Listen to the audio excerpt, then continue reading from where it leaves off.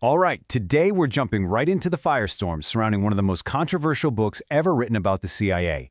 Tim Weiner's Legacy of Ashes didn't just write about the agency's history, it basically put it on trial. And in a move that almost never happens, the CIA decided to fight back in public. This quote right here, from the author himself, Tim Weiner, it just perfectly captures the bombshell argument at the heart of his book.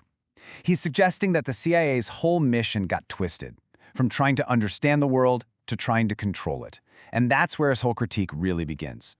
And listen, make no mistake, this wasn't some fringe publication that nobody read. Legacy of Ashes won the National Book Award, which is one of the biggest literary honors you can get in the US. That win cemented it as a really serious, heavyweight piece of work. The book's real power comes from its sources. I mean, Weiner built his entire case on a literal mountain of evidence. We're talking over 50,000 declassified documents, many from the CIA's own archives. On top of that, he did hundreds of on-the-record interviews, even with 10 former directors of Central Intelligence. So, after all that research, what was the verdict? Well, it was absolutely devastating. Weiner's conclusion is that for 60 years, the most powerful country on Earth just couldn't manage to create a top-tier spy service. He argues its entire history is defined not by its successes, but by one spectacular failure after another. Now, you can't make an accusation that damning and expect silence. For an agency that lives and breathes secrecy, what they did next was pretty shocking. They issued a direct, public, and incredibly scathing rebuttal for the entire world to see. And yeah, the CIA pulled absolutely no punches. They basically accused Weiner of cherry-picking his facts, twisting the historical record, and letting his own personal bias create a story that was, as they put it, just fundamentally untrue. It was like a declaration of information war. So what's really at the heart of this whole conflict? It's not just a debate over dates and names. It's a fundamental clash of interpretation. You have events that the CIA looked at and saw as necessary, or maybe even as a big success, and Weiner comes along and reframes them as total catastrophes. Okay, so let's break this down. First, we'll dive into Weiner's side of the argument. His book is just this relentless, page-after-page catalog of what he presents as decades of blunders. Weiner points to these huge covert operations that ended up leading to decades of instability, like the toppling of governments in Iran and Guatemala.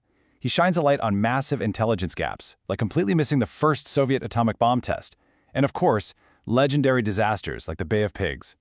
He also argues that a core, recurring problem was the agency constantly keeping its own presidents in the dark. And here's the kicker for Weiner. These aren't just a few bad days at the office. He argues this pattern of failure was consistent, even during the Cold War, the period a lot of people think of as the agency's golden years. He paints this picture of an institution just plagued by an arrogance that led it from one grave mistake to the next. Okay, now for the counterpunch. Let's switch over to the CIA's rebuttal. The agency didn't just put out a vague denial, they went on the attack, hitting the book's specific claims, starting with the very title itself. And this is where it gets really interesting. The CIA's central countercharge is that the book's entire premise is built on a misquote.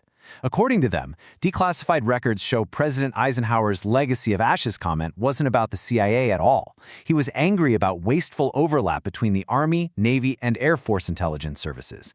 The CIA says Weiner just took that quote completely out of context to build his narrative. The agency also pushes back, and pushes back hard, on the idea that President Truman just wanted an intelligence summary, like a daily newspaper. They point out that Truman himself signed the directives that gave the CIA the responsibility for covert action. And as National Security Council, they personally approved 81 different secret operations while he was in office. So, the CIA argues that for Weiner's failure narrative to even work, he had to basically ignore or downplay major successes. They point to the agency's key role in kicking the Taliban out of Afghanistan after 9/11, taking down the AQ Khan black market for nuclear weapons, and convincing Libya to give up its own nuclear program. And this brings us right back to that core conflict of perspective. Take the U-2 spy plane program. The CIA saw it as this incredible technological triumph that gave them an unprecedented peek behind the Iron Curtain. But Weiner, he frames it as a failure, because in his view, the agency should have had human spies on the ground instead. So you might be thinking, why does this fight over a single book matter so much? Well, because it gets at this massive, fundamental question about secrecy and accountability. How are we, the public, supposed to judge the performance of an organization whose work is, by its very nature, hidden from us?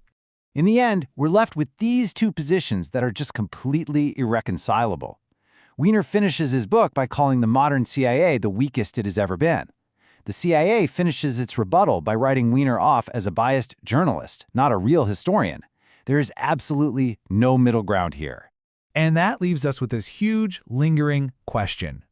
When an organization's failures eventually get declassified, but its successes often have to stay secret forever to protect people and methods, how can anyone write a truly balanced history? Whose story do you believe? That's the real question at the center of the Legacy of Ashes.